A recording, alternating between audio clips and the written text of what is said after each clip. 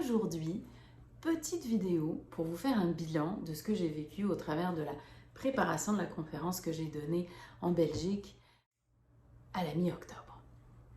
Pourquoi ces vidéos? Ben parce que je suis passée au travers de tout un processus qui a pris quand même facilement 3 mois et demi avant d'arriver finalement à avoir un contenu dans lequel je me sens bien, qui me faisait du sens et qui correspondait à mes valeurs. Alors, je trouvais que c'était cool de prendre le temps d'en parler ensemble. Alors, ça ressemblait à quoi je me rapproche un petit peu, ça ressemblait à quoi ce processus par lequel je suis passée? Bien, ça a ressemblé à vraiment un voyage en étapes. Puis la première étape par laquelle je suis passée, et je pense que quelques personnes parmi vous pourront avoir vécu ça, c'est une grosse méga étape de procrastination et d'incapacité à bouger, d'incapacité à me mettre en mouvement.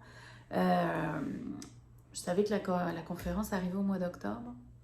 Puis à partir du mois de juillet, je m'étais gardé du temps chaque jour, chaque semaine pour travailler, faire des lectures, mettre des idées sur le papier, rencontrer des gens. Et j'y arrivais pas à avancer.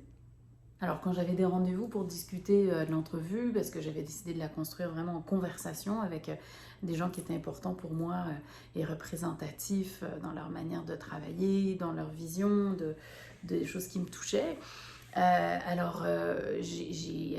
Ces rencontres-là, je m'y tenais. Mais dès qu'il s'agissait de travailler seul avec moi, ah ben là, il n'y avait plus personne.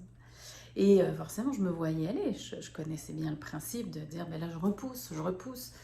Mais ça, quand on fait ça, ça veut dire souvent qu'on manque d'outils, qu'on ne sait pas comment s'y prendre, qu'on ne se sent pas compétent ou qu'on ressent un malaise à l'intérieur.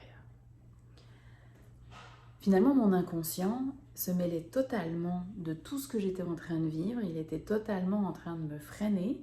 En fait, il ne me freinait pas. Il m'aidait. Il m'aidait en me disant, mais Julie, il y a plein de choses qu'il faut que tu regardes, que tu ne regardes pas pour que cette conférence-là, elle se passe bien.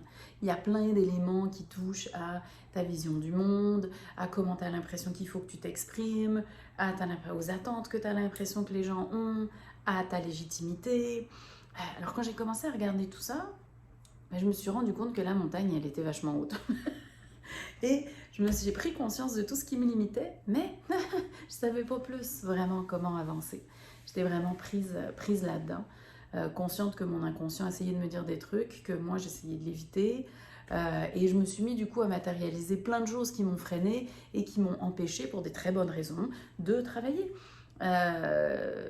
Et je voyais donc le délai se rétrécir. Alors bon, voilà, on part en vacances, ben là je peux pas travailler. Ah ben là, le lave-linge tombe en panne, il faut en acheter un autre. Ah ben là, tout est plus important, incluant les choses que je n'ai pas fait depuis 2 ans sur mon site internet, mais il faut vraiment que je les fasse maintenant, pendant la période de temps où j'ai prévu de travailler sur ma conférence. J'ai tout fait pour éviter de regarder ce qu'il fallait que je regarde pour avancer. Je m'étais réservé une semaine de temps en nature, dans un chalet, à la campagne toute seule pour répéter. Et le but, c'était que j'arrive là en ayant ma conférence de prep. Et là, le délai se rapprochait. Là, on n'était plus en juillet ni en août, on était début septembre, mais j'étais toujours pas proche d'avoir 10 minutes de ma conférence de préparer, alors que j'avais 45 minutes à faire.